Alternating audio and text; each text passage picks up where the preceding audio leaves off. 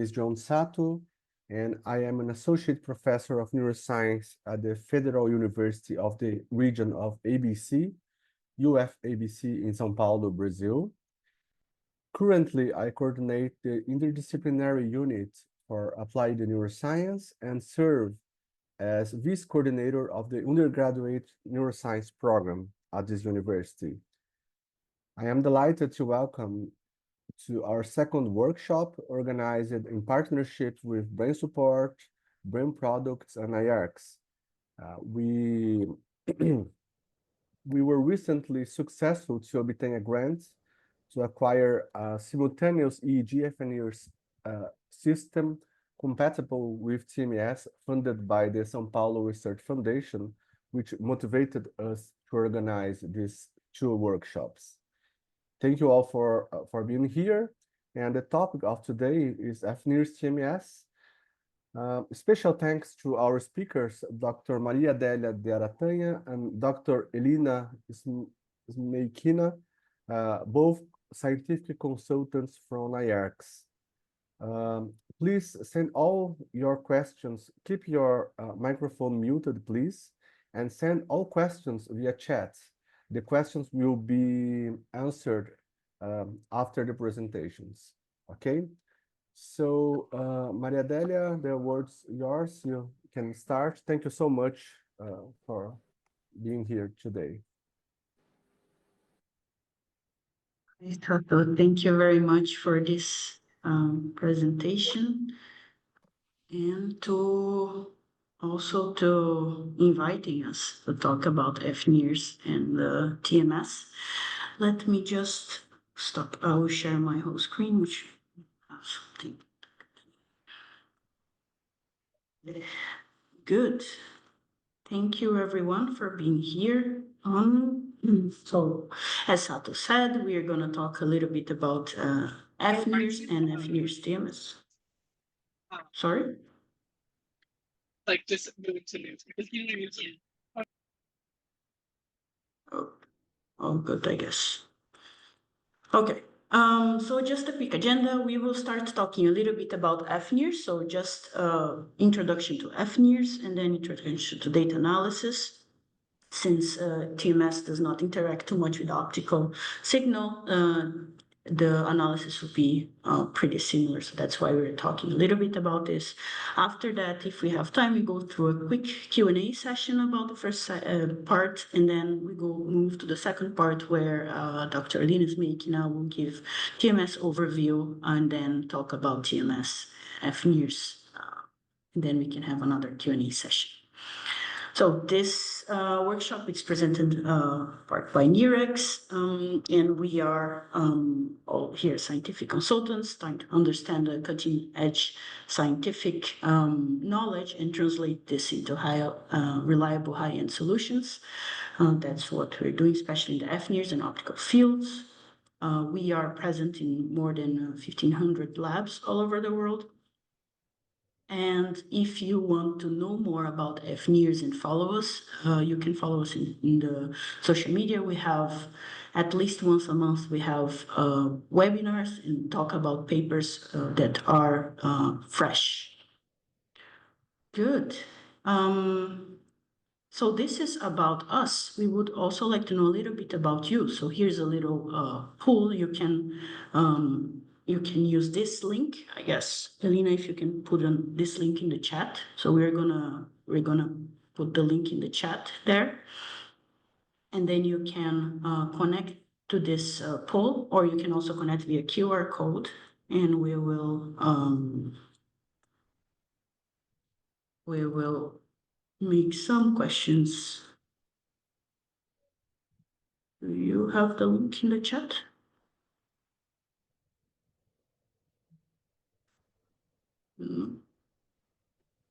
Second, let me. No, the link is not here yet. Okay, let me grab the link 1 second.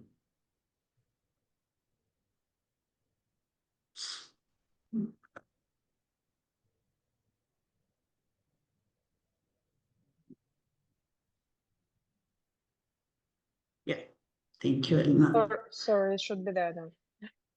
Yeah, The link is there. Now you can see the link. Can you connect?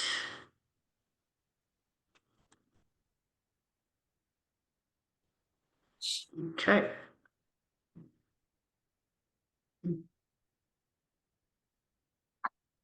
Good. Just asking first a question that we're all curious about. Where are you connecting from? Very similar. Yeah.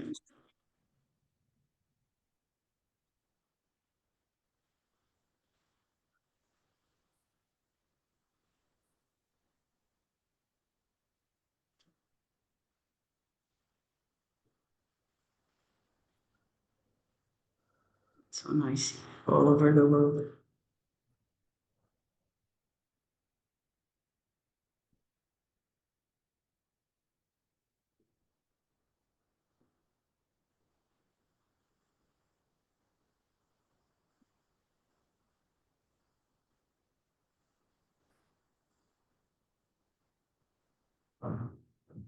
Okay, I'll give you a couple more minutes for you to answer.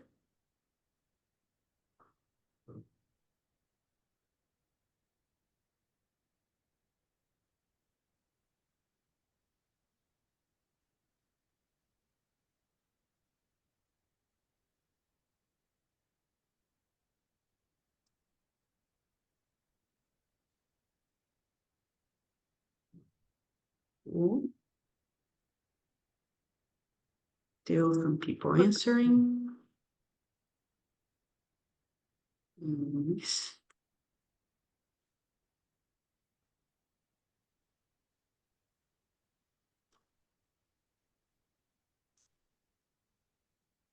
Okay, and move to the second question. Thank you, people from all over the world. It's so nice.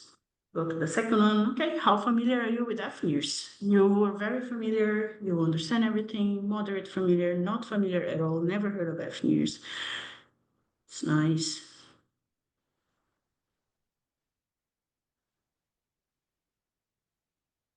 That helps us here.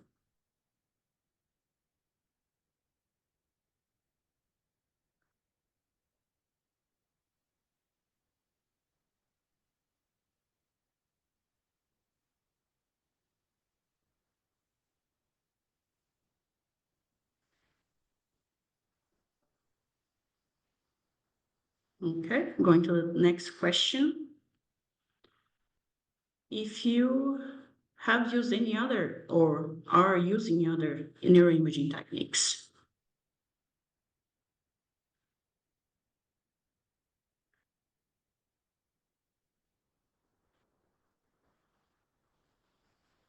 Okay, GFMRI and TMS seem to be the used ones. Mhm.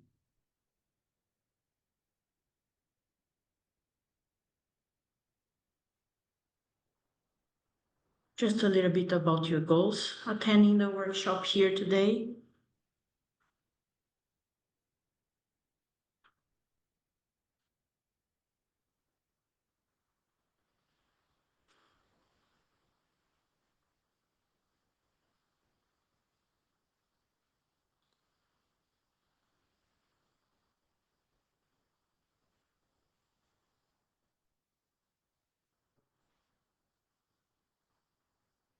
Okay.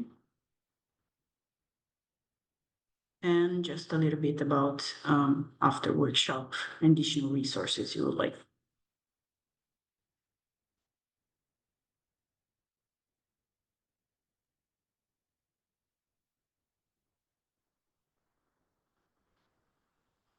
Perfect. Yeah, so this presentation will be online afterwards and you can add, so that's good. More than half of you would like to access this online, and if you'd like more individual support or consultation, you can write us an email to consulting@NIRx.net as well.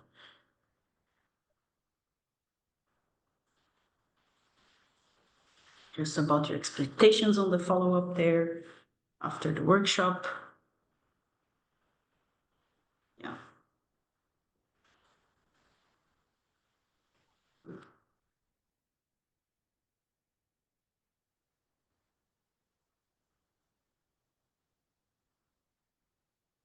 Perfect. Yeah, we will also have a workshop on TMS. I guess it's around March. So if you follow us in our newsletter, you'll be informed about this as well.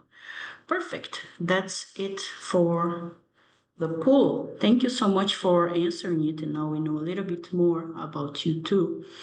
And I mean, since there are some people, not a lot, that doesn't know more about fNIRS, we'll start with a little introduction so everyone knows what we're talking about. Okay, so fNIRS is based on the neurovascular coupling neuronal hemodynamic response idea in principle, which means that when a neuron or a group of neurons is activated, since they do not have any energy pool, any energy directly, the vascular system pumps blood with oxygen to this area that's being activated. Right? So that's called a neurometabolic coupling, neurovascular coupling. So the metabolism in this area will inflate with a flux of new, fresh, oxygenated blood. And because of that, in this area, you have an influx and more oxygenated blood and an influx, less deoxygenated blood. So this is, let's say, the principle of fNIRS. Oops. Yeah, and this is the hemodynamic response that we are looking at. So you will have, again, this influx of oxygen, hemoglobin. So hemoglobin is this molecule that it's taking the oxygen there. So this is the red that you're seeing here. And then the deoxyhemoglobin is the blue curve here. And then you also have, if you add them up, you have the total hemoglobin, which is the green line here. So mainly when you're looking at fNIRS, let's say, standard response, we're looking for this hemodynamic signal, right? Which is the same principle that we're looking at in fMRI. But in fMRI, we're looking at with an electromagnetic field, whereas here with fNIRS, we're looking with optical signal. So we're going to shine the light, and we're explaining how shining the light can lead us to this oxygenated hemoglobin response. So mainly, if we shine light through tissue, the longer wavelengths will propagate better through tissue, right? So if you just grab for example, your cell phone and you put the light here, you see that this red light, it's actually going to go through the other side, which means they are passing through the tissue and through the bone. So this is why these longer wavelengths are better for this tissue propagation. And here, if you look at the absorption spectrum of oxy and deoxyhemoglobin, there is a window which is called therapeutic window around 700 to 900 nanometers, where the absorption, you can clearly see the absorption of oxy and deoxyhemoglobins, where the light is being absorbed there by the oxy and deoxyhemoglobin, which are the molecules we want to see. Right, that's what we're looking at to see the hemodynamic response. So if we go, let's say, above 900 nanometers, you see that the water here is getting more absorption. So that's why we use these two specific wavelengths, in our case, 760 nanometer, 850 nanometers, to see the clear separation here between the oxyhemoglobin, the red line, and the deoxyhemoglobin, which is the blue line, right? So here, that's the spectrum that we use, and it's close to the near infrared spectrum. So that's why we use this near infrared there. But another thing that's also important for the fNIRS, so we talked about when the light, so here, when the light interacts with the matter, we have this absorption happening, right? The absorption of the light there, but we also have scattering happening. Have actually three things happening: reflection, absorption, and scattering. Reflection, we don't talk too much because we're not using that light, but the scattering and absorptions are helping us. So the absorption, we already talked. It's because we absorb the light in that specific molecule that we're looking at, and the scattering helps us because it will make the light going through this bulk path, which is called the path length of the light, or the banana shape, right? Because it has this banana shape path length. So this is when you have a source in the detector. So we have a source of light here on your scalp, and then you detect the light. The light will go through this bulk banana shape. So that's where the two properties of the light that helps us scattering and absorption. So this is where we have the fNIRS here. And then how do we transform, right? So we need to transform this into the light intensity, so the raw intensity, into hemoglobin concentration. And we used a modified Beer-Lambert law, which is also used for other types of scattering. We modified it a little bit. So we use optical density, which is mean the raw signal divided by the mean raw, get the logarithm of this, and then you use this modified Beer-Lambert law to find the delta concentration, so the difference of the concentration between, let's say, when I have some activity and when I don't have some activity. That's the difference of the concentration of the hemoglobin there. We have some extinction coefficient, which is the properties of where this light is being propagated, so properties of the brain and the tissue there. Source detected distances, we're going to talk a little bit more about this later, and also the differential path length, which is really how long this light is propagating through the brain. Talking a little bit more about source detection separation and why this is important. So this is an interesting paper there where they simulated different source and detector separations. So you can see, like, if the separation is about 5 millimeters, 10 millimeters, a little bit below 10 millimeters, the light will not go directly into the cortical, area. It will stay in the extracortical part, but if you go up to, let's say, 25, 30 millimeters, that the light will start going to that banana shape here will start going into the superficial cortical part. That's where we want to image, right? So that's why the source detector separation is so important. And of course, if you put longer shortened detector separation, you can ask, hey, then it's going to go to subcortical areas. Can I measure this? And the answer is say no, because the light won't be able to go back to the surface, and you're not going to be, most of the light will be absorbed. So that's this optimal length, which is around 30 millimeters for an adult brain. And this is how do we measure. So we have here I have the use part 2. We put these sources and detectors on the brain. So we have this cap where we have sources and detectors. The light will go from the source to the detector, and that's how we measure the light there. And you usually have a protocol, a task design, which can be, in this case, it's a block design, where you wait until the hemodynamic signal is completed so you can detect it, right? So different from let's say from the EEG, where you're also familiar, where you can detect very fast electrical signals. The hemodynamic signal has its own physiology, as you saw in the first slide. It's around 6 to 10 seconds where you have the peak of this signal, so then that you need to adapt this in your design as well. Of course, there are different properties that you can explore, and we're going to talk a little bit about later. Of course, not everything is perfect. So we do have some sources of physiological confounds, right? So this is the assumption that we're getting. So let's say the best case scenario where you only have brain activity, where you're measuring from your detector, you're only measuring the brain activity. But in reality, you do have this confounded with your systemic hemodynamics, with your neuronal, extracerebral, like I said. So everything that's in the path length of this light will be detected, will influence the detected signal, right? So that's also important to note.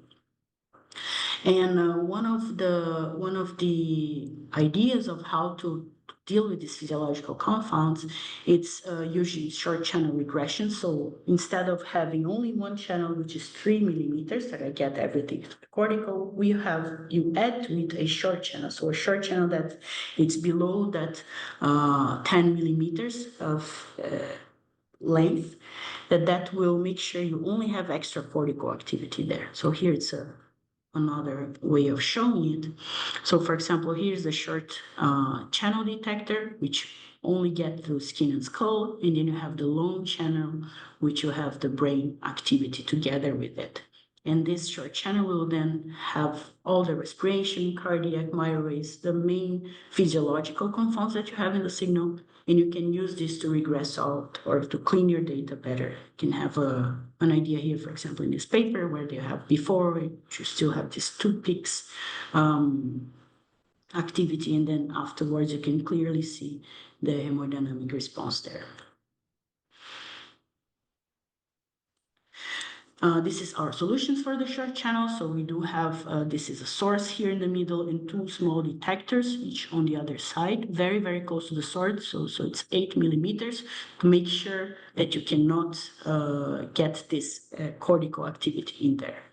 And here it's, you can put one detector here in this coupler, and you can have up 8 to short channels around your region of interest.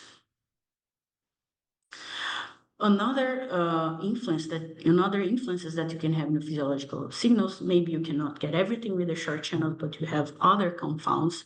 Then we have developed this, what we call wings, that you can get more systemic physiological activity. So you can get the heart rate, you can get oxygen saturation, you can get EMG, and all other physiological signals that you want to include in your analysis and check. So these are this is the solution for that physiology. So just, we talked a little bit now, just recapping a bit, mainly what's fNIRS, it's a light in the near infrared spectrum that you emit into the brain, interacts with the matter, absorbing and scattering. And then you get this light in the detector, the intensity of this light, you transform this into concentration with the modified per Lambert law, and then we get this hemodynamic response. Okay, and then you have several applications for it. Here we can see someone playing the flute. This was a demo we did at a conference. Someone here at our office, actually just in a treadmill.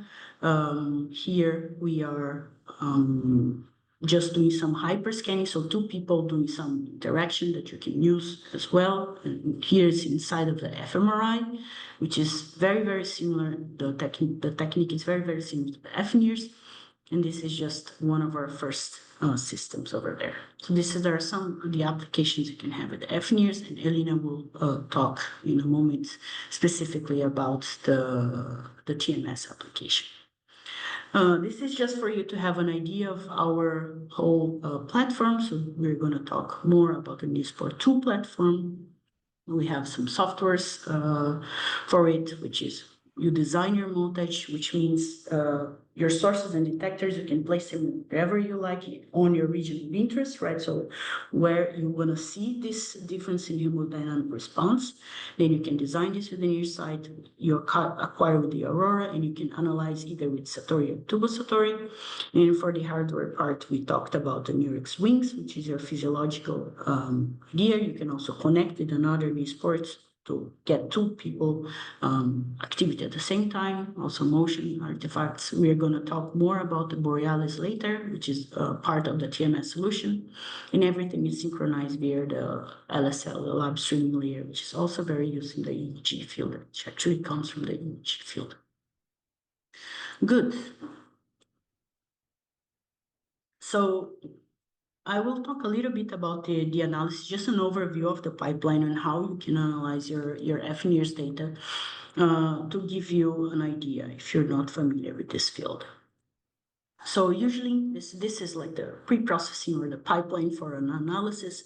We get the raw intensity. You can have, setup, what triggers I have there. Do I need to trim this data? What's my protocol or what's my events? How do they look like? So this is you get the raw intensity and you get with your setup, and you transform this into optical density where you can pre-process your data, you can use some temporal filtering, resample, motion artifacts, some methods around there, transform this into hemoglobin concentration, and then you do your final analysis, which could be, we're going to talk about the GLM here, but it could be functional connectivity, you can just reconstruct your image, you can use different methods to analyze your data and get your results.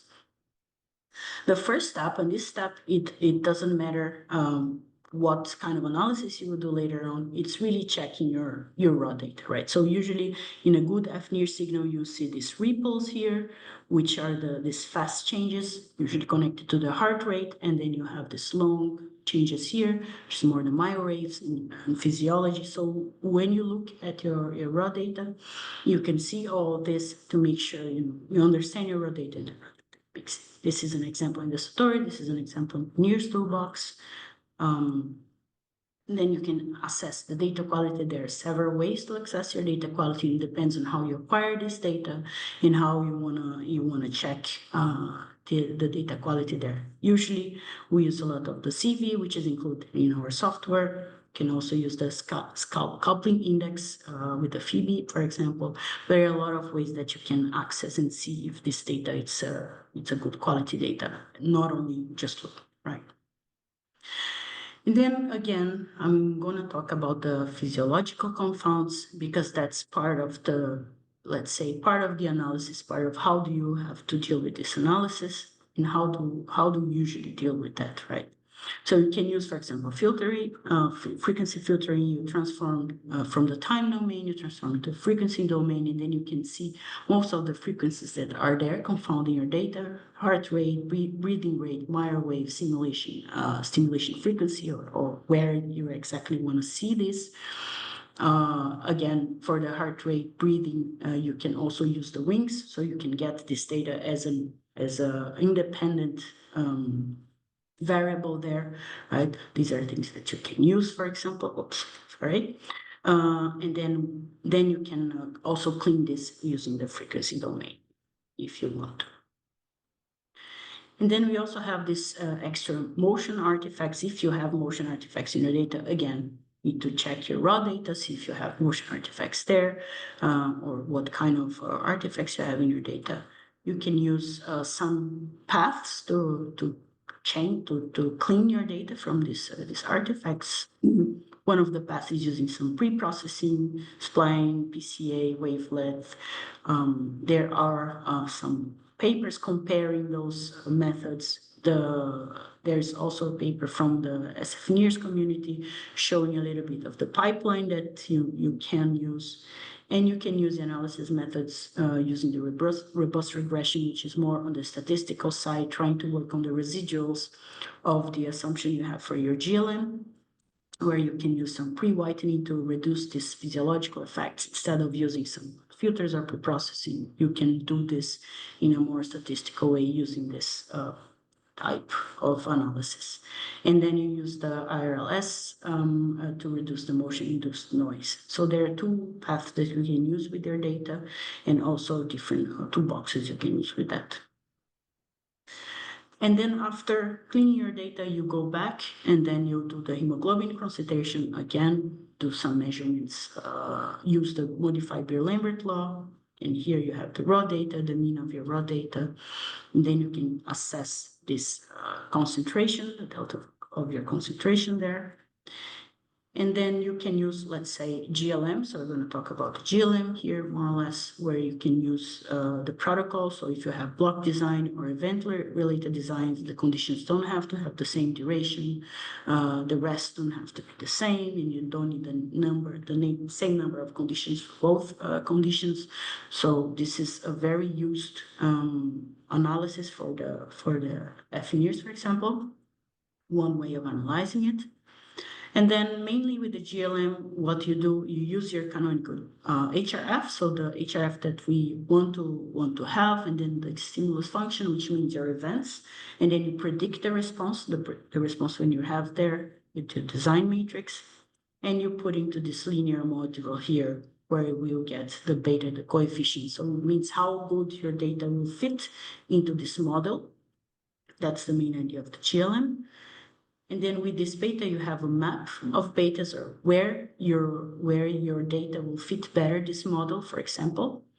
And then that's you project back in your channels or in brain data. If you have, let's say, fMRI, T1 data, structural data, you can project back to this person's brain, so you know exactly where this is coming from with a higher precision. This is just one example from our software tool. So this is just a finger tapping, and you can see here the left finger tapping was higher at this side, and the other one, the right finger tapping when we were doing right finger tapping is just an example how this would look like in a software. And you can see here really the hemodynamic signal that you were expecting, right? So just finalizing, just taking home a message a little bit, just get used to your data, spend time, go step by step, respect the assumption of the method. So it's very important to understand the methods. Of course, in our do have a software, the Satori, that has some the links to the papers that it come from, so you can understand what you're doing. Different analysis method. There are a lot of papers using GLM, but that's not the only way. You can also use functional connectivity. A lot of AI methods are showing up there as well. So mainly the message we want to take, it's you are the expert in your data. You should know how they were collected and how to analyze them. Also here to help that. These are some resources that you can use. We're gonna send you this presentation, and we're gonna put this online so you can access this, and if you want to know more. Good, also from analysis. Good. That's what I had to share with you today. Let me stop my screen. Okay. And want to check if you have Dr. some. Maria Delia, for introducing some basic concepts on fNIRS. And before we move on, I just would like to ask if someone has any questions. Please type on the here at the chat.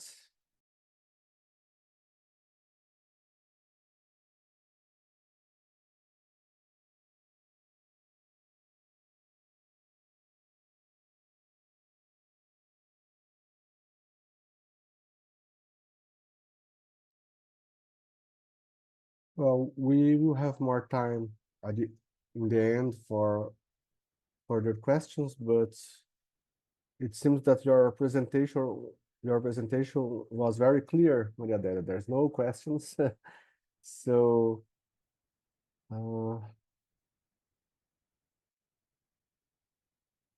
okay, so I think we can move on to the second presentation by Dr. Elina Smeikina on fNIRS TMS theory and applications. Please, Dr. Elina. Sorry. Arkun Hazak has a question here. Now the questions are popping, Maria Delia. I will just read some of them for you. Is there any other way for pre-processing of data?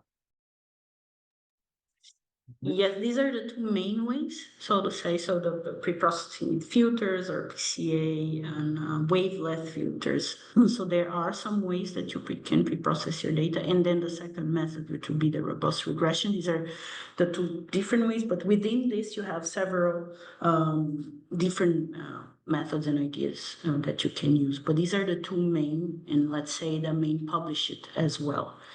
So I would say if you want to start fNIRS, these are the ones that you should aim at and should check.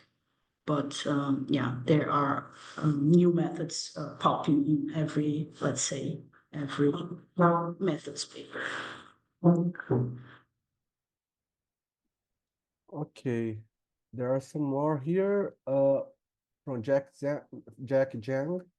Regarding the canonical HRF, is there only one shape of canonical HRF, or the amplitude and width can be changed according to the experiment design? That's a very good question.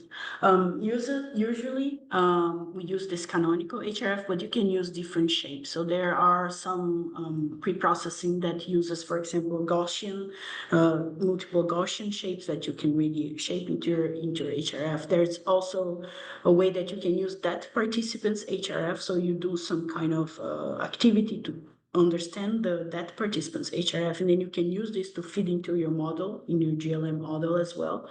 So there are ways that you can shape this the HRF to your model as well. So it's not only one shape, there are different ones. Okay, one for Arkun Hadzak. Can you explain a little bit more about the wavelengths used? I mean, how this wavelength being fed into the modified Beer-Lambert law? The wavelengths are we use that wavelength specifically because that is the two wavelengths where we can see the best separation between oxy and deoxy. So we don't feed this directly into the Beer-Lambert law. So we use the intensity that I can detect using that specific wavelength, and then I transform this intensity into the hemoglobin concentration. Right. So the wavelength that are chosen, the best wavelength is just to see the separation between this HPO and HBr. I don't know if that was clear. Okay, another one from Hamila Akhter. Which factors should be considered in preprocessing for physiological and motion artifacts? For preprocessing in physiological and motion artifacts, so you need to first check if you have endogenous or exogenous artifacts. So endogenous would be the blood pressure, respiration, heart rate. So this you can use either filters, or you can use some kind of for example, if you have an external device also checking this the same activities, you can also use this to clean your data, right? So if you have independent measures of that, you can also use this to clean your data. And also, if you're using exogenous artifacts, so for example, the optote, it's going up and down, for example, or the cap moved a little bit around. Let's say for cap moving, you can have some kind of cap registration, so you can know where the cap was at all times, for example, if there's any difference. So that's one way of checking this, or also for spikes, for example, in your data, and you can use spline interpolation. It's one way you can do it, or you can use the robust regression as well for those spikes. It's really usually works. Okay, good. We have one question from Cyrilla. Are three wavelengths better than two wavelengths? There's an assumption that with 3 wavelengths you can get oxy-deoxy and total hemoglobin, right? But usually that's actually the same of summing up the oxy and deoxy, already the intensity or the hemoglobin concentration. So there is no, for now, at least from the publications that we have, you would have one extra, let's say, concentration, which would be the total hemoglobin, but you can also derive this from the oxy and deoxy. So it's not, let's say, a direct advantage, but you would have 3 different measurements. Okay, and one from Fivos Philacto. What about eye movements? Is there a way to control? Do we have to control? Yeah, that's a great question. In EEG, that's a problem, right? An issue, because with the muscular artifacts you have from the eye movements, especially here in the front, the EEG gets a lot of this, and you have to control for that. For the fNIRS, that's not the case. So this muscular artifact for the fNIRS, it's not, you won't see this artifact there. So that's why usually in fNIRS you don't control for this. You don't need to remove this artifact because it's not an artifact for the fNIRS data. Great. And Fivos also asked Also, is there any concern about signal drift? You can have some signal drifts as well, and usually use the baseline correction for that drifts, or you use also the some filters, right? So usually we use the bandpass filtering, which would correct for some of those drift as well. That's mainly the two things that you would do for that. Well, okay. So I think we should move to the next session, and if anyone has any further questions, you can ask in the end. So now being more specific on fNIRS TMS, please, Dr. Elena.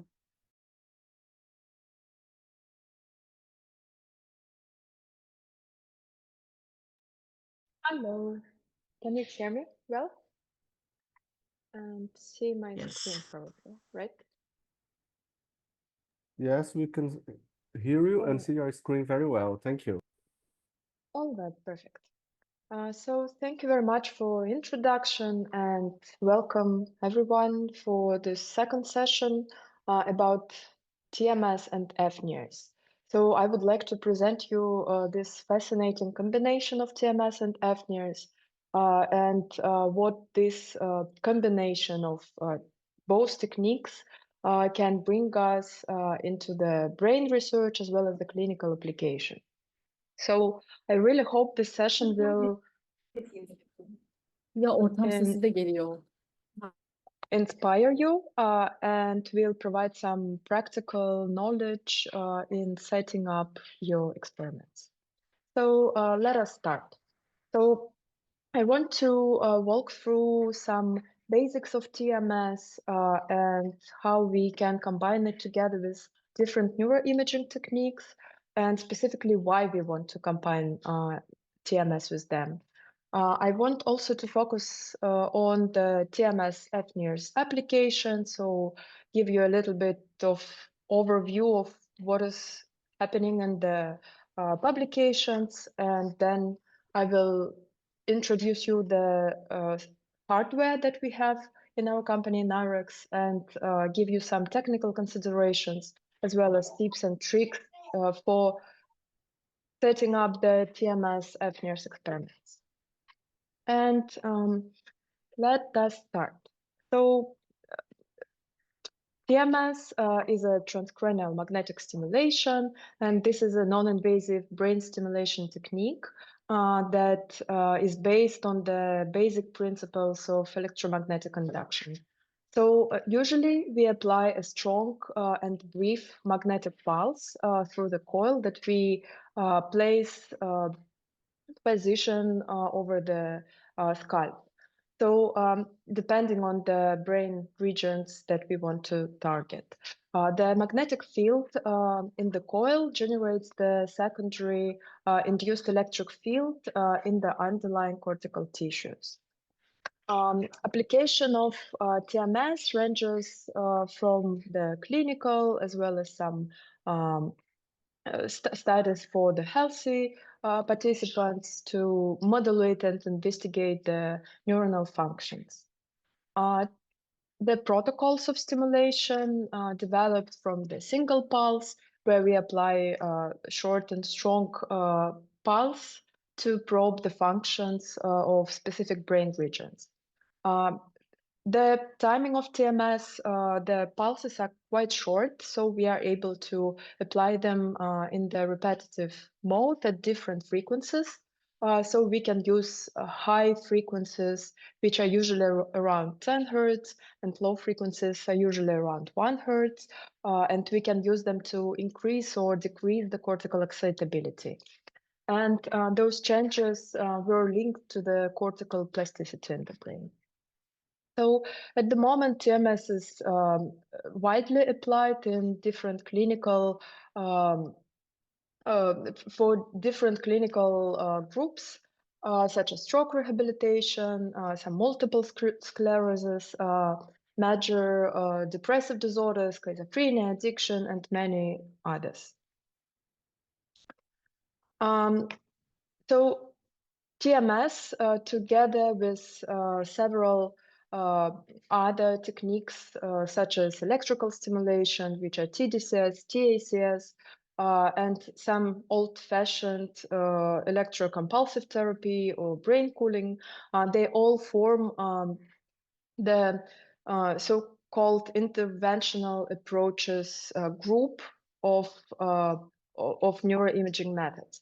So they all share a goal to modulate the brain activity, but they differ in the spatial as well as the temporal resolution. So TMS stands out due to its ability to target specific regions with very high spatial precision. So the activation pattern of TMS-induced electric field highly depends on the specific coil shape. So there are usually the circular coils, the H-shaped coils, and some round and circle ones, and they all induce the different cortically induced electric field. So here you can see the pattern from the circular coil, and it means that the neurons will most likely activate in the circle area, while the figure 8 coil, it will be more precise and will have a higher likelihood of cortical activation in the peak area. So usually it results in some sort of the activation pattern, and TMS is able to activate the region as well as the specific gyruses. But also due to its high precision and the directionality of induced electric field, we can also target specific parts of the gyrus. So when we place the coil in a certain way, we are able to activate either the wall of the gyrus or the crown. This high spatial resolution has many advantages, but on the other side, it might bring challenges in optimizing stimulation parameters. So TMS field has quite high variability in the results, and usually we have in clinical TMS application, quite often we have responders and non-responders to the treatment. So there are several factors which we should consider when applying TMS, and the high spatial and temporal resolution has to be controlled by using the neuronavigation, for example, to ensure the accurate coil positioning and to be able to keep this coil position over the whole stimulation protocol. So when the second one is about the frequency of stimulation. So when we use TMS to induce specific rhythms in the brain, we should adjust the stimulation frequency based on the intrinsic rhythms of this certain cortical area. The stimulation targets. Right now, TMS is usually used together with neuronavigation, and for that we have the individual MRI scans, and we are able to estimate and to find the stimulation target quite precisely. However, sometimes those targets don't have any physiological justification for the stimulation settings. So what I mean here is that usually TMS protocols that are based on the motor evoked potential, and we use the motor thresholds for stimulation, for example, dorsolateral prefrontal cortex, and has this areas usually has nothing to do with the motor regions. However, we select the stimulation intensity based on the motor areas. So motor evoked potential has become some sort of a gold standard for TMS technique, and we usually estimate the how much intensity we need to evoke quite strong potential in the corresponding muscle.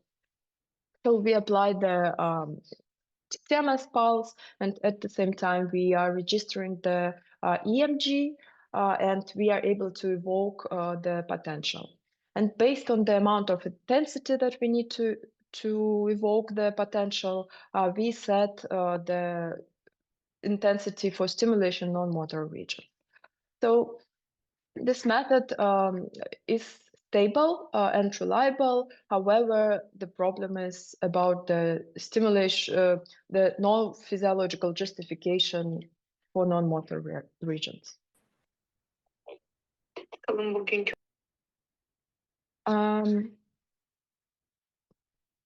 Now I will continue. The integrating neuroimaging together with TMS might be one of the way to reduce the variability and improve the precision and the outcome of TMS treatment. So different techniques like the EEG, fMRI, MEC, structural MRI, and so some others, they can provide the real-time feedback on the brain activity or real-time feedback on stimulation. So it might bring, so this feedback usually allows us to adjust the intensity setting, to refine the target, to better understand the individual variances between subjects and even within the subjects. So there are several ways of combining the non-invasive brain stimulation together with neuroimaging, and I want to just give a very brief overview about combination of TMS together with EEG and fMRI, and mostly I would like to focus on the TMS-fNIRS application. So I have checked the publications on concurrent TMS together with three groups of neuroimaging, fNIRS, EEG, and fMRI. And here we can see that TMS-EEG stands out quite obviously. So we have quite many publications on TMS-EEG method due to its comparability and the form factor of application. So TMS-fMRI is relatively new field for the relatively new field, but also growing one. And the fNIRS has few publications about the concurrent combination TMS and fNIRS. And as Made has already showed you, the fNIRS has a form factor which is much closer to EEG. So we have a cap where we attach the optodes, and we can place the coil, TMS coil, either on the side of the optodes, or right now we can even place it over the and on top of them to measure the hemodynamic changes right under the coil.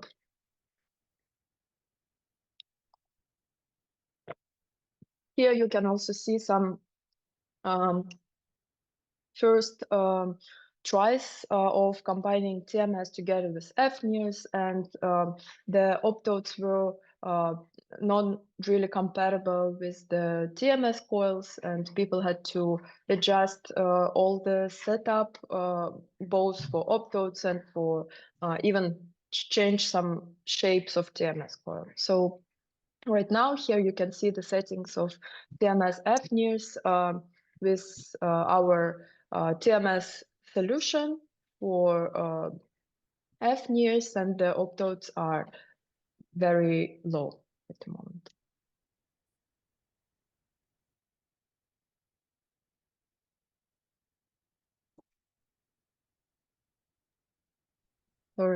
So now I want to introduce you the three possible ways of combination TMS together with fNIRS. So First of all, there are many different ways, but I would like to show you just 3 of them, which are the correlational study using fNIRS outcome to inform the TMS, and the third one is use fNIRS as a readout of TMS-induced effect.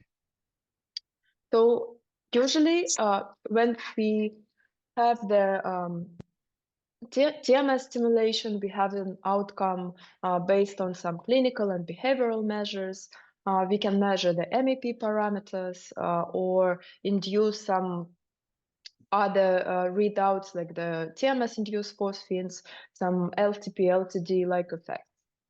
We can use those information and compare it or correlate together with fNIRS outcome. And from fNIRS data, we usually get the oxygenation, deoxygenation of the hemoglobin. We can also get the temporal the dynamic of the changes both for HPO and HPR. We can estimate the connectivity between different areas and even track some plasticity changes or recovery after RTMS treatment. And even we can also register the individual signatures of the brain, which are usually used in fMRI field, such as resting state networks.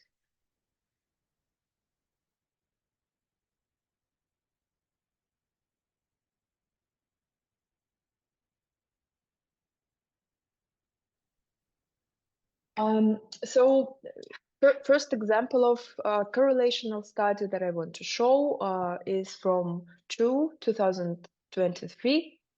And in this study, they used the TMS together with fNIRS.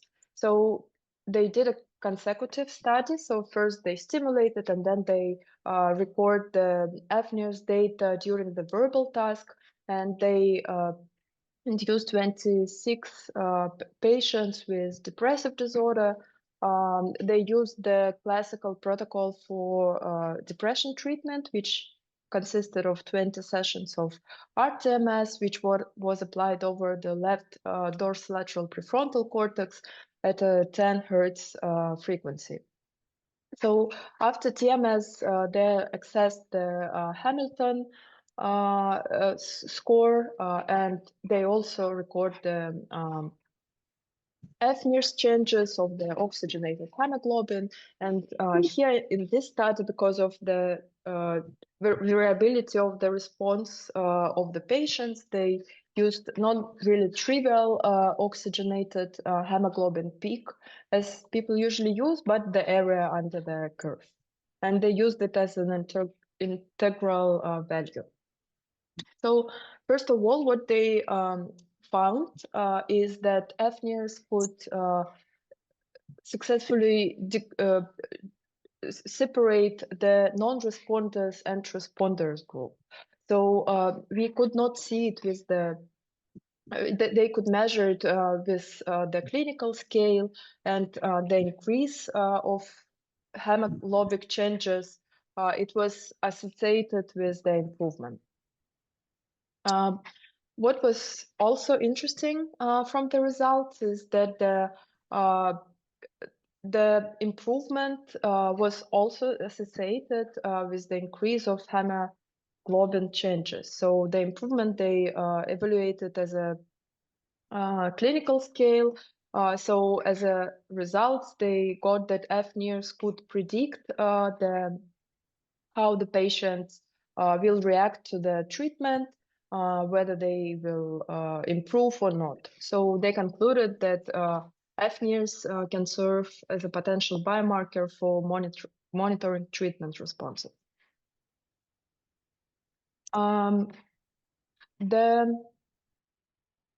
The other way to introduce fNIRS into the TMS studies is to use fNIRS to inform TMS protocols. So we can use all the hemodynamic changes to modify the stimulation protocols, and particularly the target, the coil orientation, the frequency of stimulation, and intensity of TMS.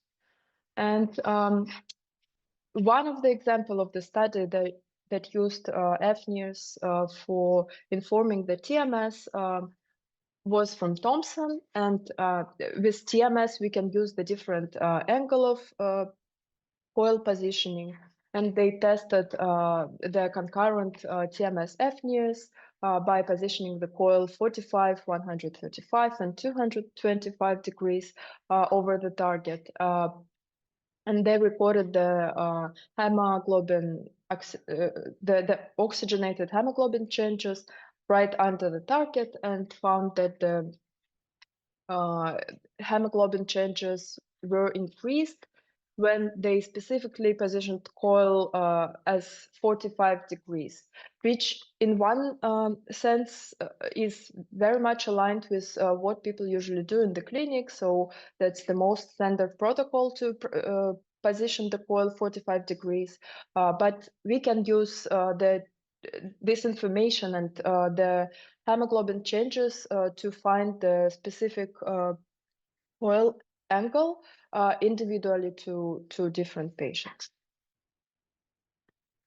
And another interesting study from Chang and colleagues, they used fNIRS as a target navigator. So what they did is they included the stroke patients, and they had two different groups of RTMS treatment. The first group was the target for stimulation was defined by MEP, the standard protocol, and they added the fNIRS guided target definition.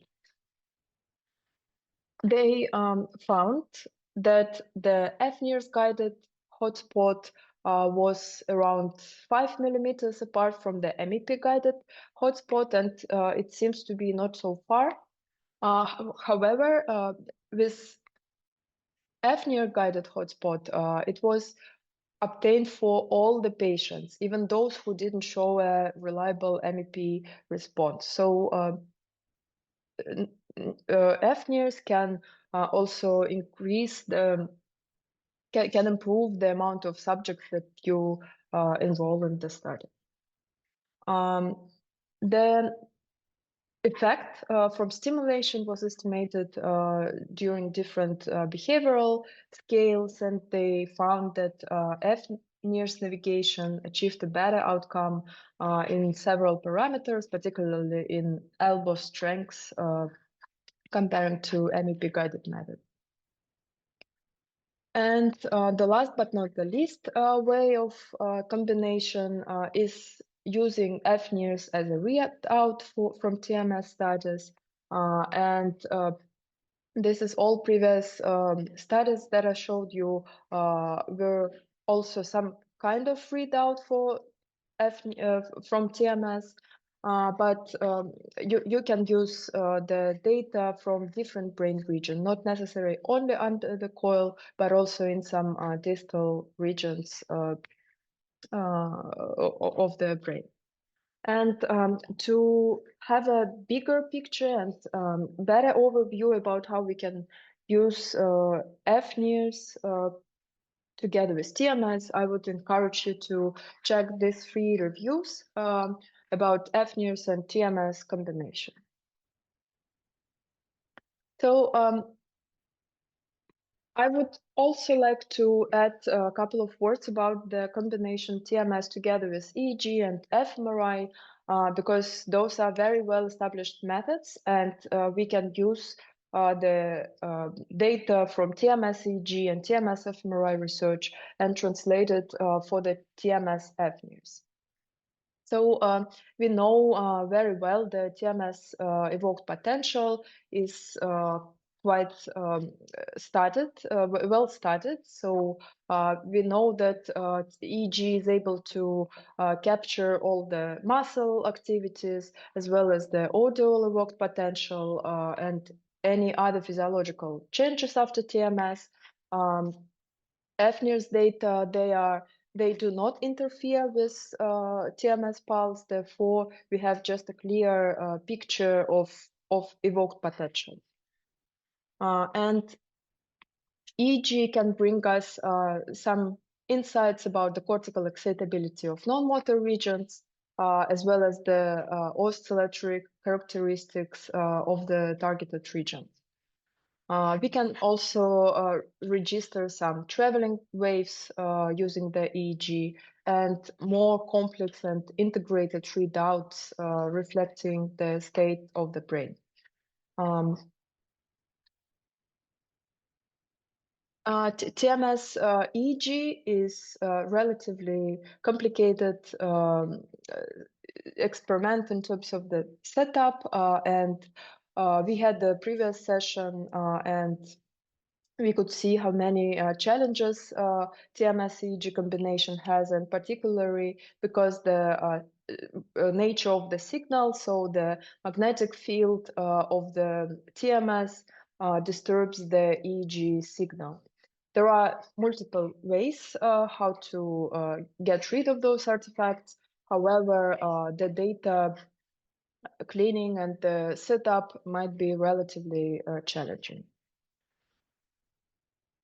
And regarding the TMS-fMRI, what we can learn is basically the nature of the signal, also hemoglobin changes in the brain can be simply transformed to the fNIRS studies. So fNIRS has higher temporal resolution than fMRI, and therefore can bring just much more precise dynamic of the hemoglobin changes than fMRI. And TMS together with fMRI is quite exciting field. So we can see the deep brain region activation and different networks. And we can also use the fMRI based activation as a coil parameters definitions. And yes, so the one main challenge for TMS-fMRI research is, of course, the technical. So at the moment, the concurrent TMS and fMRI is possible. So there are already some specific TMS coil and fMRI coils. So it is possible to put the TMS inside the scanner. However, there are still several limitations, as for example, there are still problems in using the neuronavigation inside the scanner, or the amount of areas which we can stimulate is very limited because of just of the position of the subject. So also the data we have a big disturbance of the signal of fMRI signal after the application of TMS pulse. Then, as a last part, I would like to introduce you the solution for fNIRS together with TMS, and NIRx is the only manufacturer who offers the solution for concurrent studies. And you have already seen this slide, Mada showed it, and we have one of the main systems we have is a NIRsport 2, and the solution that we use together with TMS is the Borealis. We also have the software together with the different devices, and the software is both for data analysis. Software is both for offline and online. So we have a specific tool which you can access the real-time data, fNIRS data, and use them, for example, for the closed-loop fNIRS TMS stimulation. If I have time today, I will show you the closed-loop stimulation, but I will continue now with some more technical details. So Borealis system is the TMS-compatible fNIRS device, and it looks like just a box, and the optodes that we use together with TMS, they're called low-profile optodes. So the height of the optodes is about 11 millimeters. It brings some distance for the coil away from the head. However, the optodes are quite wide, and they designed specifically for TMS research, so that when you place the coil over on top of them, they stay stable and they don't move. That's how the setup looks like. So you have the Borealis, where you place the NIRS-Port2 device, and basically you just use the optical fibers together with the NIRS-Port2. The Borealis can be connected to the TMS device, both using the trigger cables, the TTL, as well as using LSL access. So if you have access for your other device, you can just connect, and the data will be synchronized. So I want to show a little bit about the optodes. So how they look like, also on the head. You can see that they're quite thick because they're optical fibers. Here you can see the montage of the motor, covering the motor areas. Red is the source, blue is the detector, and you can place the coil on top of the optode. Usually we do recommend to organize the cables so that they are not on the way, and then that you don't press the coil over the cables and don't disturb the signal, just not bringing any additional artifacts. As I have already mentioned, the optodes are quite flat and wide, so the installation is simple, so you need just to clip them inside the grommet and easily remove them if necessary. And that is how the cable management looks. So you usually either you use the specific cable trees or organize them by sticking to the head using just the tape. This is again the example of the motor montage. So those are bilateral, and you need just the 8 sources and 8 detectors to capture the signal from the motor areas. And I want to also mention about the short channels. So Made has already introduced you that the short channels are able to capture some physiological changes. And here I want just to show that the muscle activity that we know is there from the TMS-EEG studies can be captured with short channels. So the data from those channels do not contain any brain information. Therefore, we can just remove it from the signal and get much cleaner response with higher signal-to-noise ratio. And here I want just to show you the one of our customers from University of Genova in Italy. Recently, we visited them and tested the setup of TMS together with fNIRS. And here you can see they tried to record the signal right under the coil, and in different setup, they used the stimulation and recorded the signal using the standard optodes from the distinct regions. And here is just an example of how the signal looks like.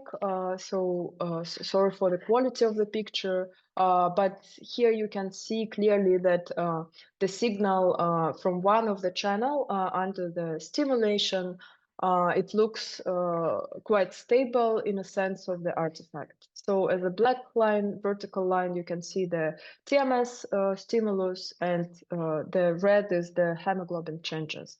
As you can see, we cannot, the signal is stable and we don't have any disturbance from the magnetic field to the signal. One of the technical consideration which has to be kept in mind is that TMS, which is usually used together with the infrared cameras for neuronavigation, when adding fNIRS in your TMS-fNIRS research, you should test whether the infrared camera may interfere together with fNIRS, because it might result in quite unexpected artifacts, and they can be just removed just by wearing the overcap or some black shower cap, so that the infrared camera does not disturb any fNIRS signal. And then another consideration that I want to mention is about the optoid height. So the optoids are about the 11 millimeters height, and you should adjust the stimulation intensity by keeping in mind that the distance usually results in the increased TMS intensity, but you can do it, for example, in SIMNIPS, you can estimate how much intensity you need to activate the certain regions. And here, for example, I estimated, that's just an example, the adding fNIRS optoids decreases the induced electric field in the brain around like 30 millivolt per millimeter of peak intensity. And then some summary about the technical considerations for combining TMS together with fNIRS is, as I mentioned, to use neuronavigation carefully, so to check it for some interference, to adjust the stimulation intensity considering the optoid height, to add the short distance channels in your setup to be able to register some physiological activity induced by TMS, such as muscle twitches, for example. Also from the EEG, we know that TMS produces a very strong and loud click, so it does not affect the fNIRS data. However, we have to keep it in mind and probably still use the sound cancellation headphones or some other algorithms to mask the TMS click. Also, it is usually recommended not to move the TMS over the head too much, and wherever you fix the coil over the optoids, to keep it still to avoid some optoid movement. However, for fNIRS, for our optoids, it is minimized. And then as for all the TMS studies, and not only TMS, it is important to choose the proper control. So use a different combination of target control for different intensities or even frequencies. And with that, I would like to finish. And yes, please feel free to ask any questions in the chat. Dr. Elina, thank you so much for your presentation. So many interesting things to think about. Thank you so much. You're very welcome. Yeah. We have some questions here. The first from Jack Jiang, and how to record the muscle twitch. That's a very good question. So we usually see the muscle on the EEG, right? And for TMS-EEG concurrent studies, it is usually recommended to choose the proper TMS position so that you do not activate so much muscles. So usually the optimizing the target is the best approach to avoid any muscle activity. However, like with fNIRS, we can use the short distance channels and they should reflect the muscle changes, at least twitches. However, feel free to test it with different other approaches. Okay, one question from Dr. Fiza Fahouk from Pakistan. Hi, I want to know what future directions do you see for hybrid studies? Thank you very much. That's a very good question. I think the future direction is to establish the proper TMS-fNIRS experiment. So at the moment, as you could remember, I showed you the graph of comparison fNIRS together with TMS and EEG and fMRI neuroimaging. So I do believe that fNIRS has a lot of insight of TMS activated activity, and we can use the different combinations of how to integrate it and study a lot. So the future is just to develop the field, the TMS-fNIRS field, and have the guidelines how to use the TMS and fNIRS together. Okay, and one question from Maud Aman. Can fNIRS integrated TMS help in neurodegenerative disorders like Alzheimer's disease or Parkinson's disease? Is there any studies available or any relevant information on it?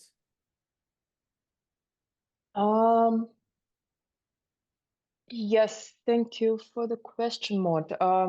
I'm not familiar myself a lot about AD or PD studies, but I will be happy to share some publications with you if you want. But at the moment, I cannot really say exactly how TMS-fNIRS can contribute to this topic.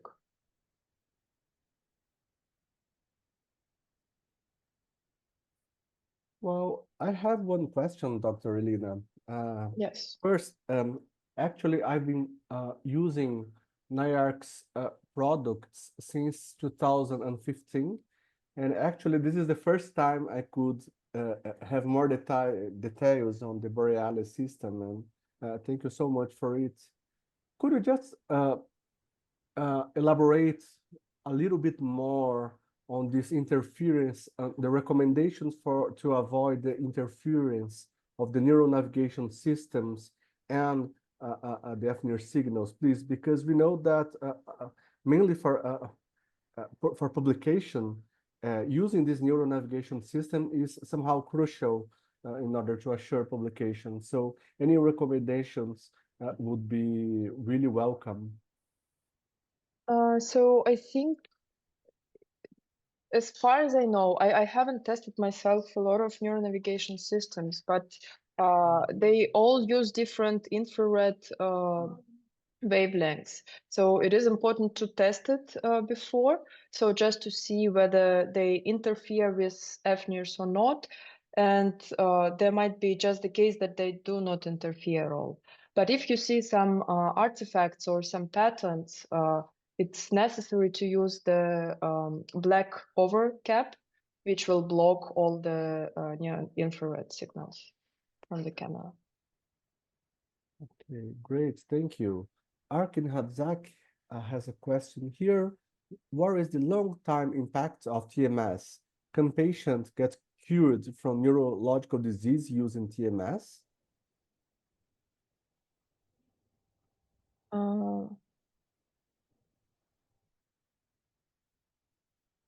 Thank you very much. That's a very nice question. There are a lot of publications on the long-lasting effects of TMS for different patient groups. And especially in the reviews that I showed you, you can check how the specific disease that you're interested in, and yeah, you would see the exact TMS impact on them. Okay, one question from Cyrilla. I'm not sure if I understood the question, but it is how many TMS pulses do we need for concurrent TMS-fNIRS study? I think this is highly depends on your hypothesis.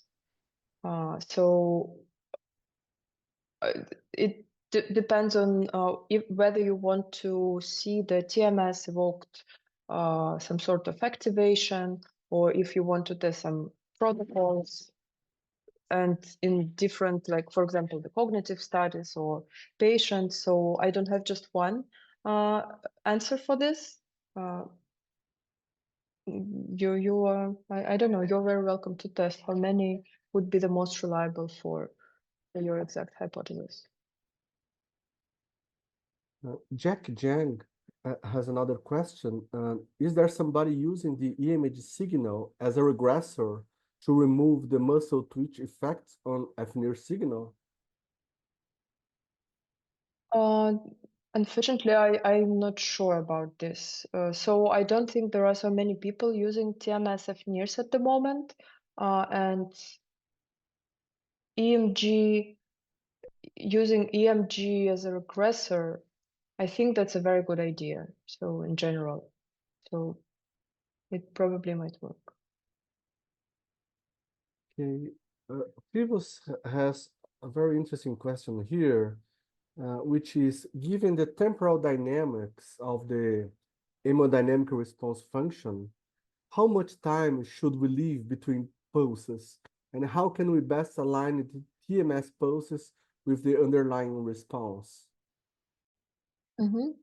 Thanks, that's a very great question. So the temporal dynamic of the hemodynamic, so that the oxygenated hemoglobin is usually quite slow. So when we apply the TMS pulse, we need about like 6 to 8 seconds for response to build in. So I would suggest not to apply them shorter than 10 seconds, but this is also depending on the brain region and of type of the response that you are target. I think that is something that is necessary to test on the practical setup. Good. Dr. Maria Delia, I think Uruj Abid has a question for you, which is about, hi, I'm using NIRS for fNIRS signal processing. Is Satori more useful than NIRS? I have heard a lot about the software. Just want to know more about your review on Satori, probably compared with NIRS, Maria Delia. Yeah.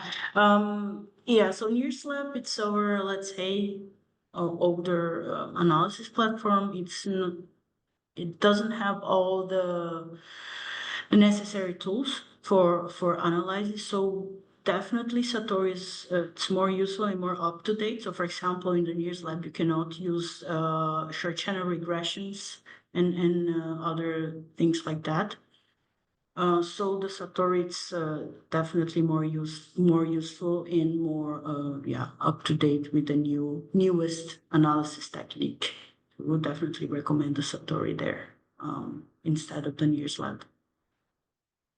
Yeah, and if you allow me, Mariadela, since I'm a user of Satori, I think the pre-processing steps in Satori are much more, state of the art than in NIRS.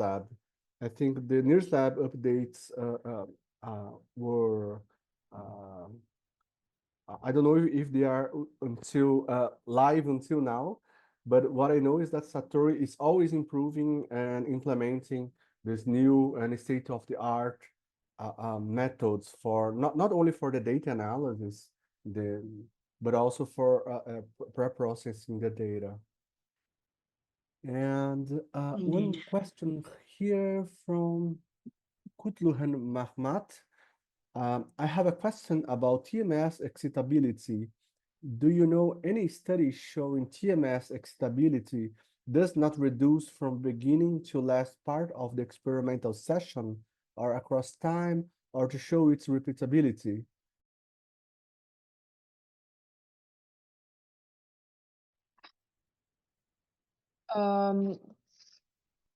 That's a very good question. So there are some studies, I'm very much sure that there are some studies about the TMS excitability changes, but I'm not sure if I got the questions exactly. If you want to give me some more information, could you unmute yourself, maybe? And while we wait, Dr. Elena, Cyrilla has another question here is, can we use white noise to reduce AEP? What's the recommended dB for this noise? For fNIRS studies, you should probably use some sort of masking. So there are some studies that compare the TMS evoked potential on EEG for different noise cancellation methods. So they used the white noise, just the headphones with some active masking or some frequency-specific noise. So there are some algorithms to create like the frequency noise which matches the stimulation frequency. So it has been shown to be the most effective, even more effective than white noise cancellation. By the way, so I'm Kutuhan. I asked the question on the chat. Yes. Yeah, to clarify the question, for example, I know that there are many studies showing the TMS reproducibility across the TMS reproducibility, but I don't know if there are some studies also showing that, let's say we have a TMS-EEG experiment and we have 100 trials. Does this TMS-EEG responses reduces from beginning to experiment to last? Does it reduce, or is there any study showing that it is even reproducible and doesn't change across the session too?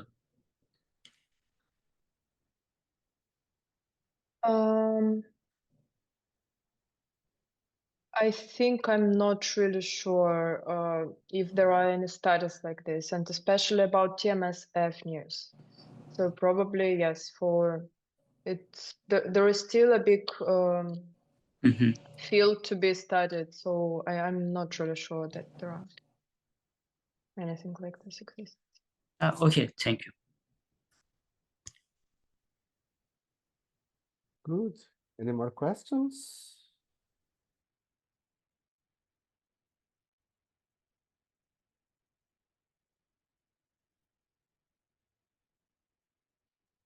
Okay, so I thank you so much for participating today, and it was a pleasure to be your host.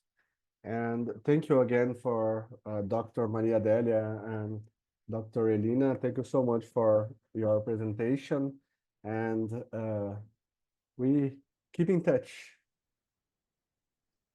Thank you very much, Sato. Okay. Bye-bye, everyone. Bye-bye, everyone.